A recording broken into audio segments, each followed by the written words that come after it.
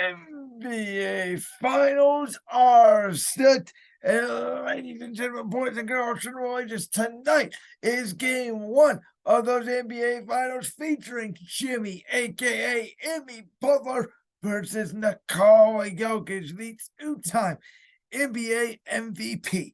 This is Brandon's World on this June 1st. Welcome to another month of 2023.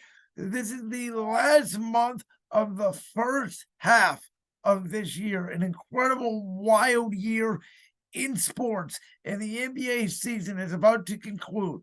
There are 7 games remaining, and they feature the number 8 seed Miami Heat from the Eastern Conference, who battled against Giannis Antetokounmpo, Julius Randle, Jason Tatum to get here, when Nikola Jokic and the Denver Nuggets had to go for Anthony Edwards, then Kevin Durant, then LeBron James to get here.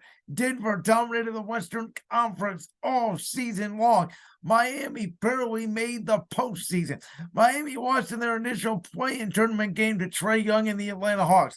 Then they proceeded to almost lose in the second play-in game to DeMar DeRozan and Zach LaVine and the Chicago Bulls before steamrolling their way to the NBA Finals. These two teams could not be polar opposites. Now, everybody believes that in this series, the Denver Nuggets are the best player, Nikola Jokic. As I have been saying since the playoffs began, I initially, going into the postseason, ranked Nikola Jokic number 9th on my list of the top 10 NBA best players. Everybody else had him either in their top 5, or a lot of you had him in your top 3. Some people even think he is the best player in the world. Yet I say to you, how can the best player in the world this be his first trip to the NBA Finals? The problem in today's NBA is we have guys like Giannis Antetokounmpo and Joel Embiid and Kevin Durant and LeBron James and Kawhi Leonard, who we all think are very good, the great 2 potential best players in the NBA, but they've either dealt with injuries or oldness or meltdowns in the postseason. Nikola Jokic has had the opportunity this postseason to prove he is the best player in the world. Yet, in the Western Conference Finals, I believe his running mate Jamal Murray was the best player in that series. Similarly for Jimmy Butler, who a lot of you, including myself, for the first 15 or so games in the postseason, called Himmy Butler because he was excellent against the Milwaukee Bucks. He was fantastic against the Knicks. He was great in the first 3 games when Miami took a 3-0 lead against the Boston Celtics.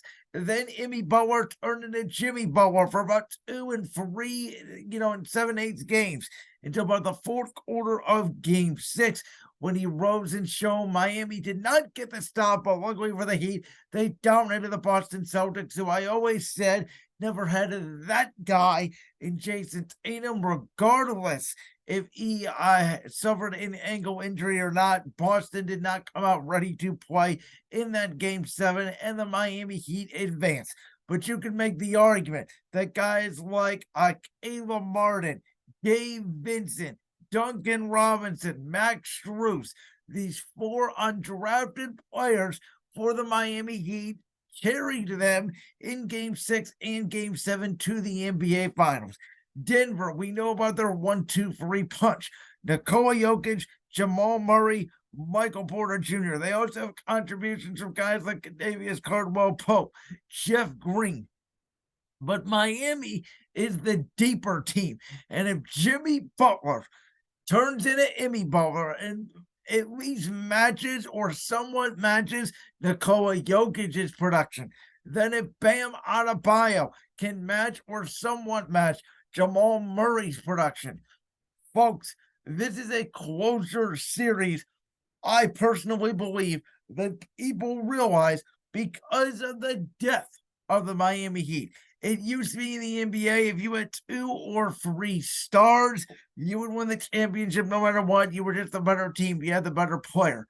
Now, with all of the talent in today's NBA that's very hard to rank players, in my opinion, because almost every single player in today's NBA, even the great LeBron James, a lot of people, including myself, think he is the greatest NBA basketball player who've ever laced up a pair of sneakers on the hardwood. At this point, you can say he has aged. He doesn't drive to the basket as much anymore. He relies a lot on his outside jumper that has gotten worse over the last couple of seasons. So even the greatest players, Steph Curry, are not gonna miss. Until last year, he didn't win a Finals MVP. Lacks defense. And Embiid and Giannis, as I mentioned, this postseason have completely melted down. Both are going to have new head coaches, which we're about to find out how much coaching matters in the NBA because we may have the two best coaches in the NBA right now in Mike Malone for Denver and then obviously Eric Spoelstra for Miami. So it's going to be a very physical, it's going to be a very tough series. But I know the Denver Nuggets are favored, and I said on Monday's Memorial edition of the show, I said whoever won game 7, which I had obviously predicted, and I was somewhat right because my prediction was Boston by 30, which was obviously completely wrong. But I said, knowing that Miami's going to beat them by at least 20 to 30, and look what happened. I believe the Miami Heat are going to get blown out in game 1. I think going up to that altitude in Denver after a rough and tough physical 7-game series that should have been a 4-game sweep, a lot like what Denver did to the Lakers. Nuggets are rested. They've been at home in the altitude for a while. Miami just going there, going to take a couple of days to get used to. I think the Nuggets steamroll the Heat in game 1 of this series.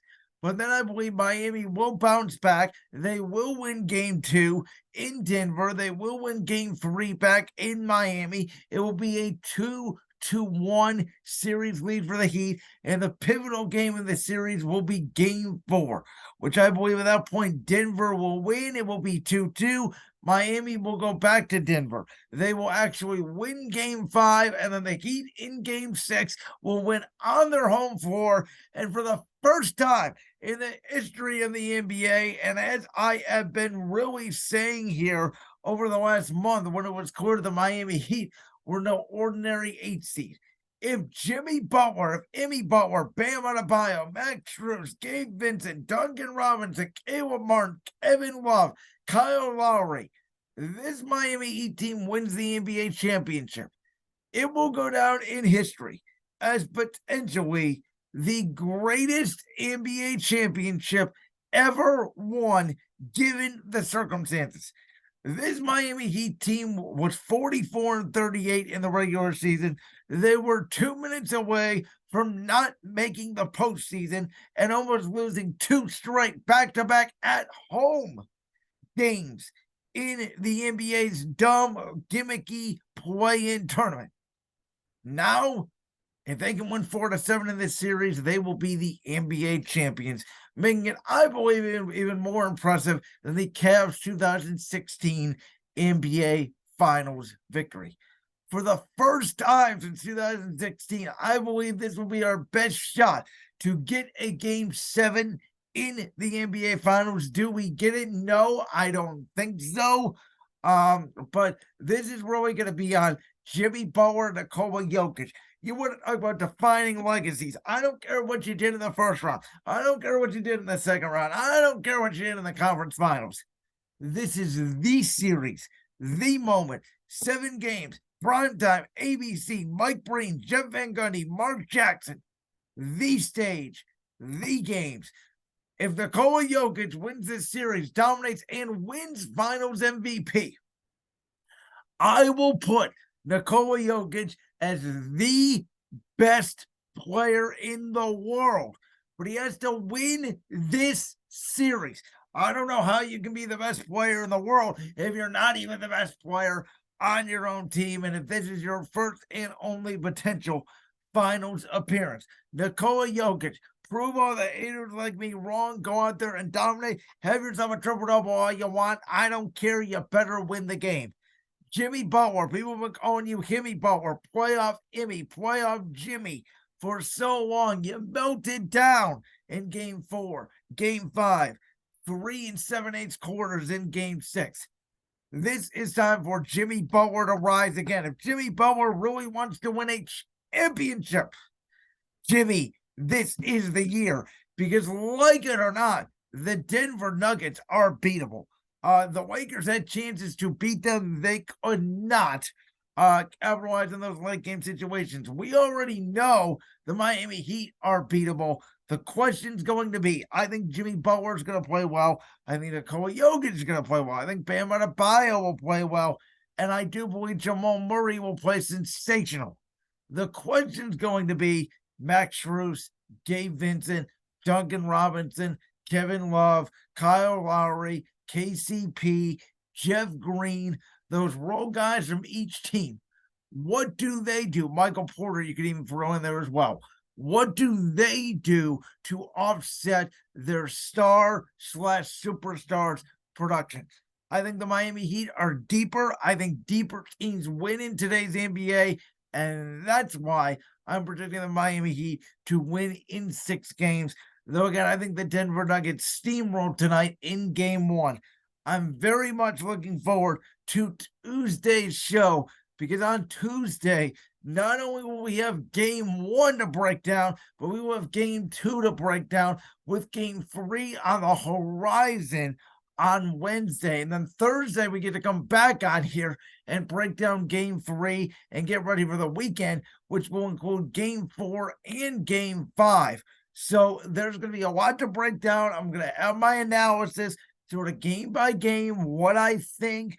There's more time in between, so we can break down the games a little bit more sophisticatedly, a little bit more in depth, as these are, again, the final 7 games of the NBA season. You like that clip from the Brand's World Podcast? If so, make sure you go down there and hit that subscribe button. While you're down there hitting the subscribe button, make sure to also hit the notification bell so you never miss another upload. And make sure you check out all the other clips from the Brand's World Podcast right here on YouTube.